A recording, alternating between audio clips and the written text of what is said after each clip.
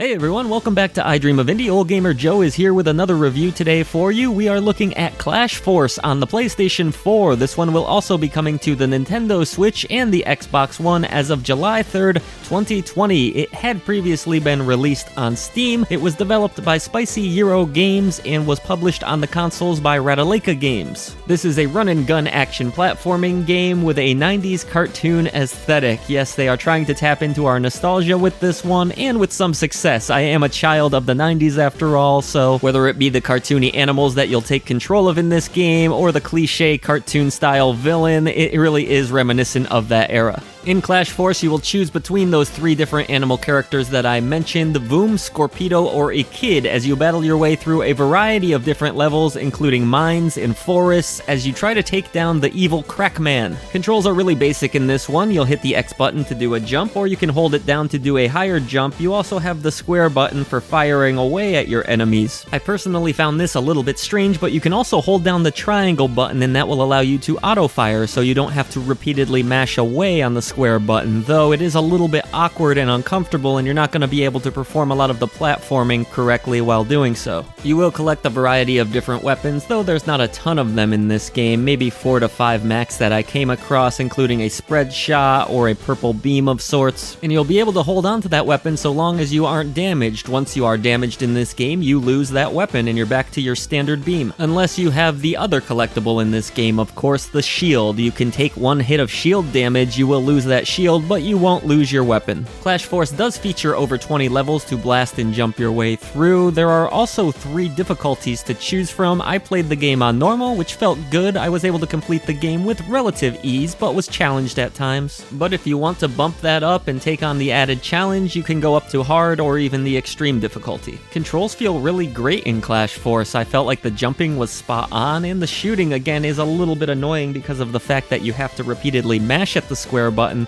but at least you can get some relief by holding down the triangle button in certain situations. Again, by the end of the game, my thumb was a little bit tired out from all of the mashing down on the fire button, but for the most part it wasn't a huge issue.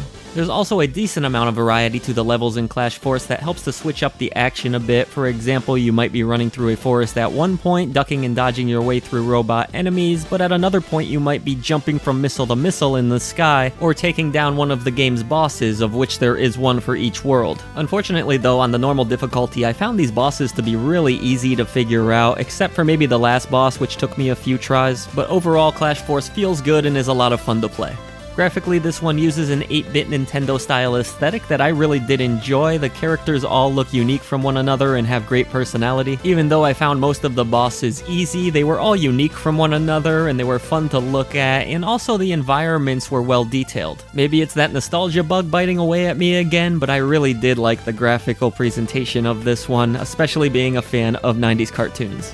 Both the sound effects and soundtrack of this game also sound straight out of that era. These are really good 8-bit sounding songs. There's a decent amount of complexity in the arrangement of these songs, and they also have nice melodic melodies that you'll remember long after you finish playing the game. Now, of course, if you aren't a fan of 8-bit chiptune style music, this soundtrack won't do anything to change your mind, but I really did quite enjoy it, being a fan of that style. Clash Force doesn't do anything that a lot of other run-and-gun games haven't already done, but that's okay because it's still a ton of fun to play. My complaints with this one are few and far between. It could have done with a few more levels. I was still itching for more action after I had completed it, which took me about 2 hours or so. But again, you do have the option to delve into those harder difficulties, which should keep you busy for quite a while. I did feel maybe at certain points that it would have been nice if I could have aimed upward in this game too, as some enemies will fly overhead, but it wasn't a huge deal. If you love run and gun games and you like the 8-bit NES style of graphical presentation, this one's going to be right up your alley. I enjoyed the silly characters and universe. It definitely did remind me of some of those cartoons of the past that I loved. The soundtrack really is memorable and enjoyable, and the mechanics of the game are also quite sound. So pour yourself a nice bowl of Cookie Crisp, maybe a tall glass of Sunny Delight to go along with it, and join the Clash Force. This one's actually a lot of fun.